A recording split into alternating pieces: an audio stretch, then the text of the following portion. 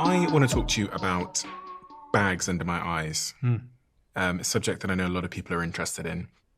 And there's a lot of misconceptions around how we get bags under our eyes. I think most people think bags under their eyes are because they're tired or something. And is there a difference between having bags under my eyes and having sort of dark circles under my eyes? So when it comes to having dark circles under eye bags, dark circles is something that people are definitely concerned about. It's a huge topic online. I see all the time. People ask about it in the eye clinic. Having dark circles under the eyes is technically different than having under eye bags. But if you have under eye bags, it'll make the appearance of dark circles worse. Okay.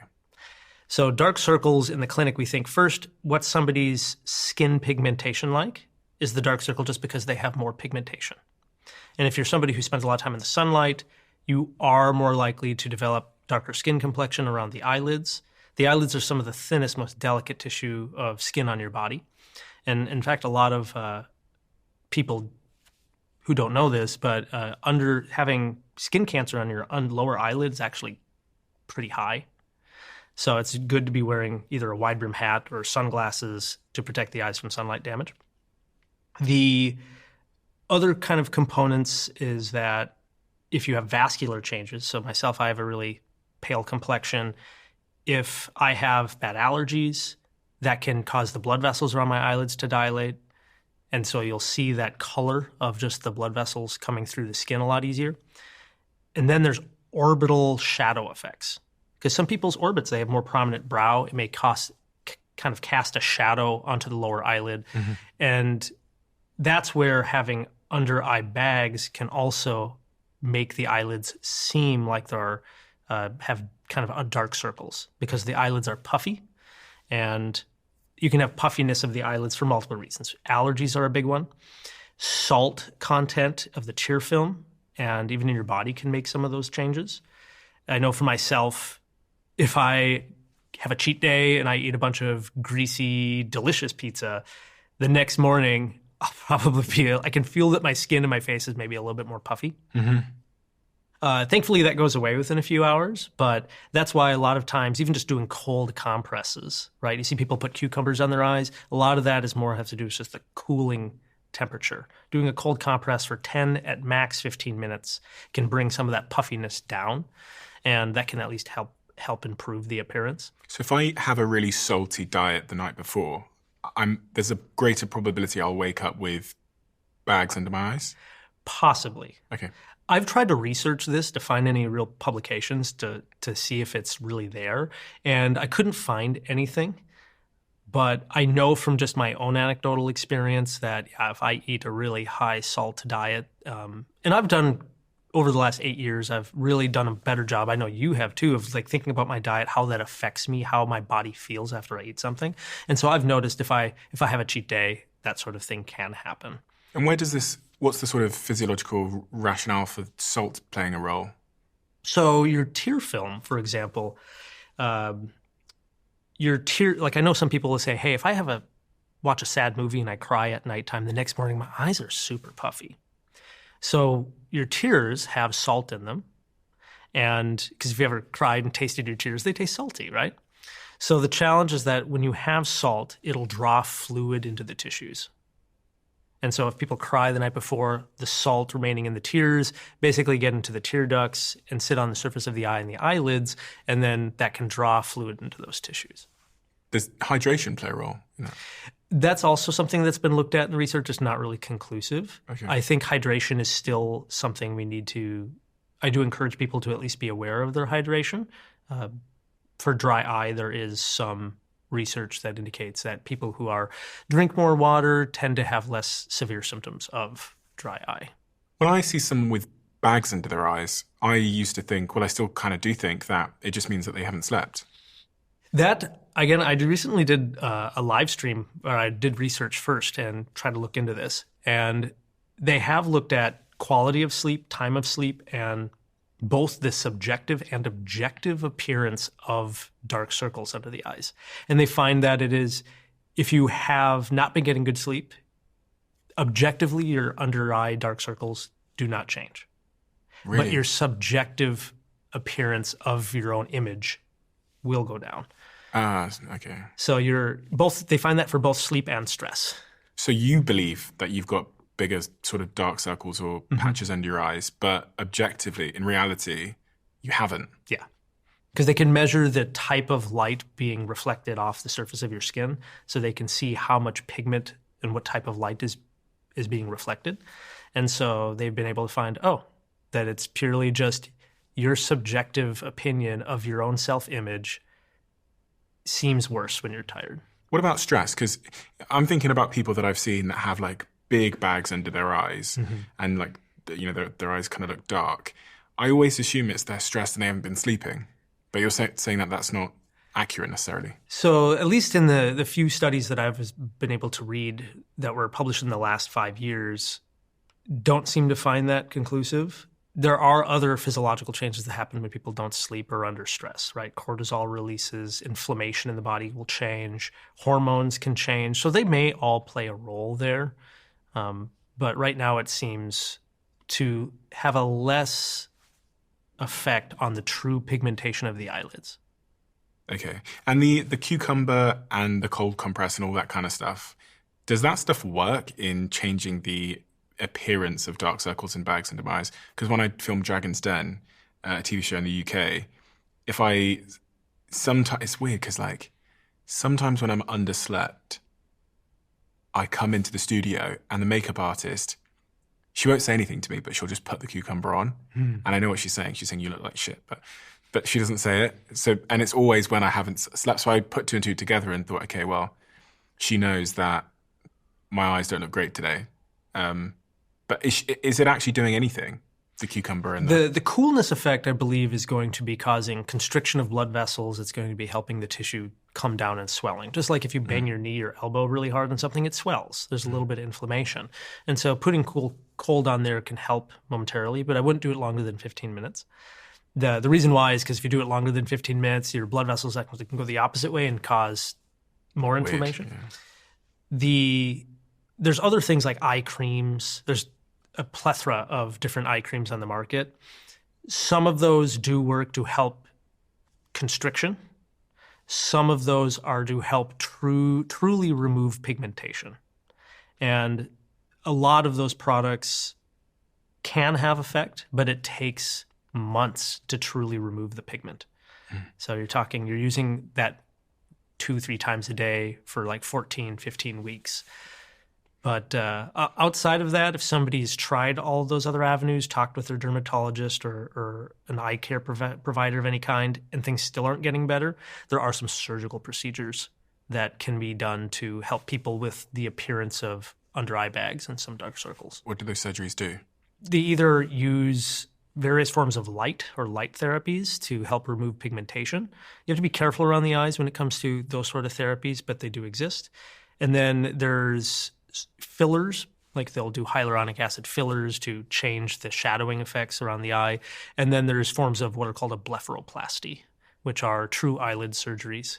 And for that, you would want to see an ophthalmologist who specializes in those type of therapies or those type of surgeries. So if I never want to get dark circles, bags under my eyes again, what is the natural, easy solution?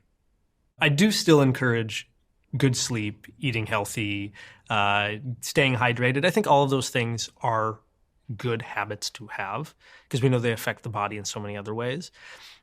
If somebody is truly struggling with it, then you can look at those various creams. But I definitely encourage people to talk to a medical provider or whether a dermatologist or an eye care provider who specializes in that area. What about red light therapy?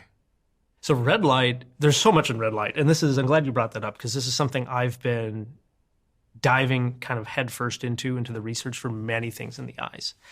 With the eye bag specifically, I'll say that there is some newer publications showing that red light therapy can help with depigmentation around the eyelids and giving the eyelids more of a youthful appearance. I do wave caution though, because there's a lot of products that are online that offer red light therapy for various reasons, but they're not really standardized very well. And so there are also publications showing people who've had damage to the eyes because they've used these various forms of red light therapies, the devices they bought online.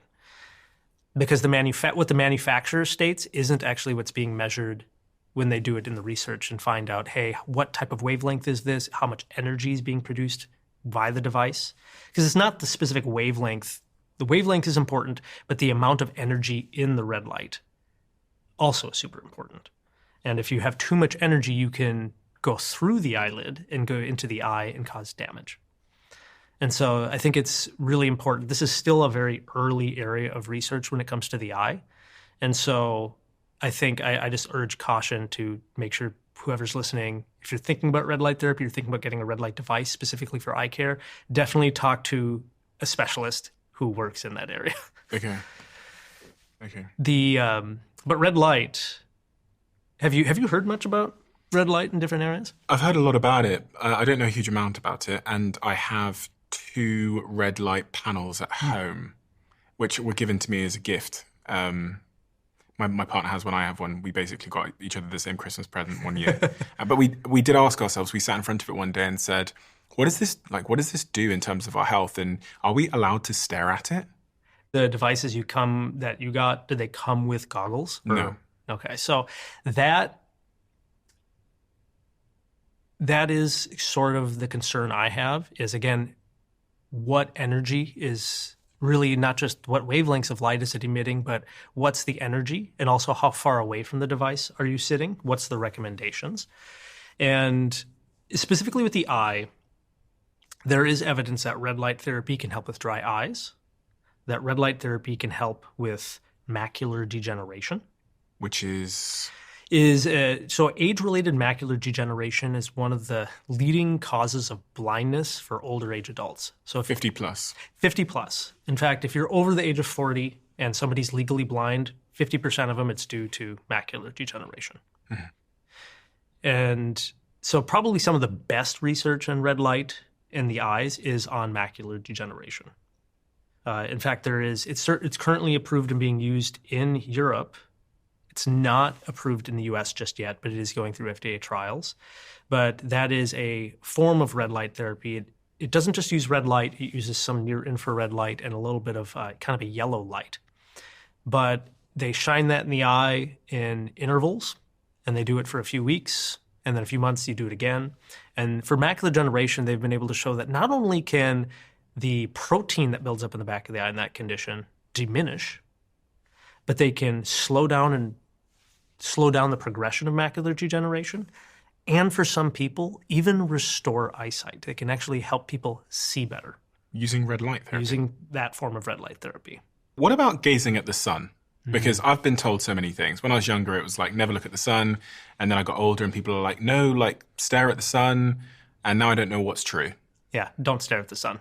Even for like a second? Don't. Really? So the challenge is sunlight is good for the eyes, especially early on in the day and, of course, toward the end of the day, just so that you're getting the signals to your brain to, hey, the sun is coming up, the sun is going down, way to kind of influence your melatonin production. The staring directly into the sun, though, the sun is so powerful, it can very quickly burn holes inside your retina. And I have a patient right now who she's comes in, her vision is not getting to 20/20. We look inside the eye and she has a burned hole in her retina that is, we diagnose as solar retinopathy. And I'm like, have you been staring at the sun? She's like, yeah, I've been sun gazing since I was little. I was in Florida recently and I stared at the sun, and I was doing this for how many minutes? And now she has permanent little blind spots where she cannot see 20/20 anymore. Where in there?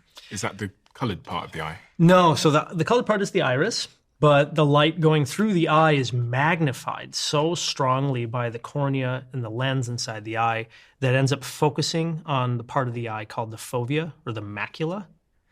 Which is at the back of the... It's in the back part of the eye. Imagine if we were going to play darts. We're going to go to the pub, we're going to throw darts. The center bullseye of the eye, called the macula. That part is your reason you see so sharply, is the reason that it's the part of the eye that you're using when you're reading words, when you're studying, when you're looking at your friends and family in the face. You're using that bullseye in the back of the eye. So when someone looks at the sun, they're putting all of that light energy focused right in that area. And in just a few seconds, you can overwhelm that tissue, causing chemical damage to the retina. Because this phrase sun gazing, is this like a spiritual thing? Like I think I was in Bali and people were like, no, you can sun gaze. You should sun gaze because it's good for you. Sun gazing, what is this term?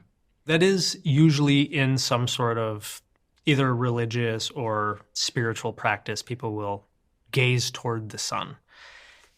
Usually, from my understanding, it's people doing it in the early morning or late afternoon when the sun is largely going down the horizon.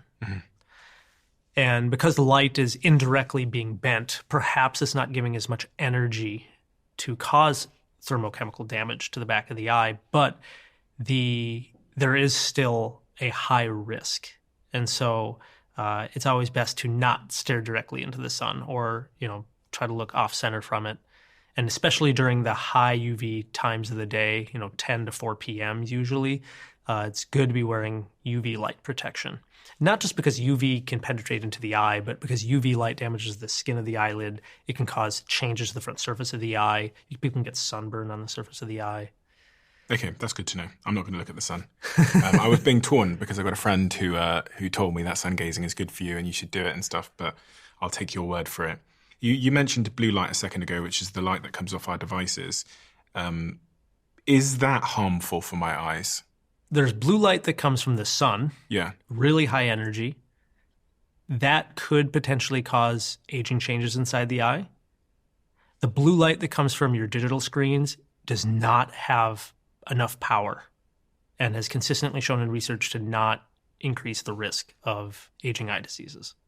It just impacts my sleep potentially. Impacts your sleep. There's also some claims that blue light can affect your eye strain, but again, research on blue light glasses, on using devices, shows that blue light does not impact eye strain.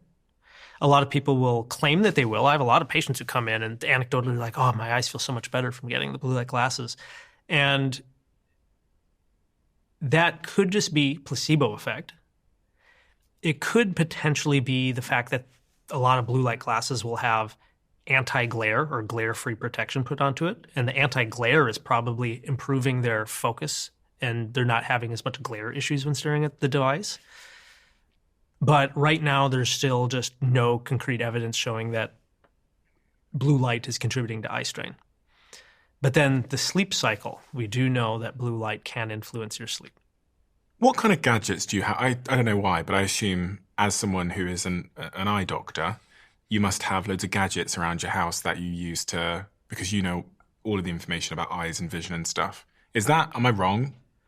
I mean, I have multiple computer screens open. I have my phone screen open all day. The other day I was texting a friend. I'm like, I've got 2 laptops open at a coffee shop. I'm doubling down on the blue light here. So there's a lot going on there, but yeah. Or practices. Are there any practices that you've been disciplined with because you're aware of the impacts it will have on your eye? Specifically on blue light? No, all of it. Just your overall eye health. So the biggest things for myself is diet. Okay, let's talk about diet then. Sure. What do I need to know in terms of what I'm eating and drinking to make sure that my eye health stays optimal? So they've been looking at lifestyle factors on aging eye diseases for a long time, many decades.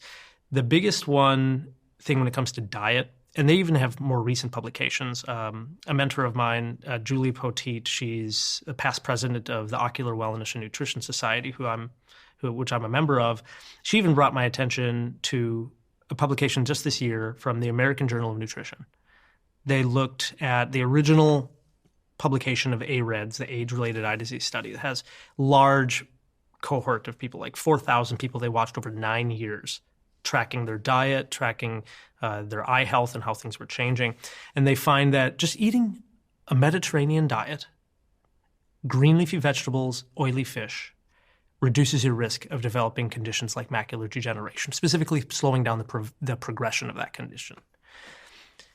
In that specific study, this publication that just came out, they showed that just having 2.7 servings of green leafy vegetables in a week, not a day, but just even a week, right? We're supposed to have more than that in a day, but just 2.7 servings or more can slow down your risk of progression of that condition, macular degeneration, by 25%. From going from early to more of an advanced stage. And macular degeneration leads to blindness? It can, yeah. Especially as we get older. Because that condition, and we can go into it, but that condition has a lot to do with your inflammation. It has to do with metabolism and oxidative stress that occur within the eye. But green leafy vegetables, at least 2.7 servings a week, that's that specific study. They find that oily fish, eating 2 servings of oily fish a week, slowed it down by 21%. And then they found a synergistic effect for people who ate both. It was a 41% reduced risk of progressing in that disease. So, and that's not just the only study. They find that people who eat diets that have more fruits and vegetables, that have oily fish, reduced risk of developing conditions like macular degeneration, reduced risk of things like diabetic retinopathy. And so I try to focus on eating a good, healthy diet. I mean, the thing that I heard growing up was that you need to eat lots of carrots, Mm-hmm. and then carrots will help your vision. So carrots, do you know where that came from? No. That's actually it was propaganda started in the UK by Great Britain. From what I understand, I'm sure there's like a historian out there who's just like grumbling at me. But from what I have read and studied is that, I believe it was World War II, that Britain was being attacked by the Germans, and they were worried about German warplanes dropping bombs on them, especially at nighttime. And they had already established radar to detect warplanes coming, but they didn't want Germany to know that. So they put out their own propaganda saying, hey, our scouts can detect German warplanes better because they eat their carrots. Because carrots have beta-carotene, which your body can convert to vitamin A, which is essential for nighttime vision and retinal health. Ah, okay. Because I also used to hear that if you ate carrots, you could see in the dark. Yeah. So it is based on some, like vitamin A is essential for photoreceptors in the back of the eye, but most people are not vitamin A deficient by far. And so it's pretty rare that we see vitamin A deficiency in the eye clinic, unless you happen to live in a place that's pretty malnourished. Is there one food in particular that is, in your view, the top food for good eye health? So green leafy vegetables. What about sweet potatoes? Sweet potatoes can certainly help you with things like vitamin A. They've got other nutrients in them I think are really good. Sweet potatoes technically have beta-carotene, right? Same thing as carrots. If you're deficient in vitamin A, your body will convert that beta-carotene to vitamin A, which is good. But mainly in green leafy vegetables, you can not only get things like beta-carotene, but you can get lutein and zeaxanthin, which are amazing for eye health in many ways. Not just eye health, but also brain health. What you just listened to was a most replayed moment from a previous episode. If you want to listen to that full episode, I've linked it down below. Check the description. Thank you.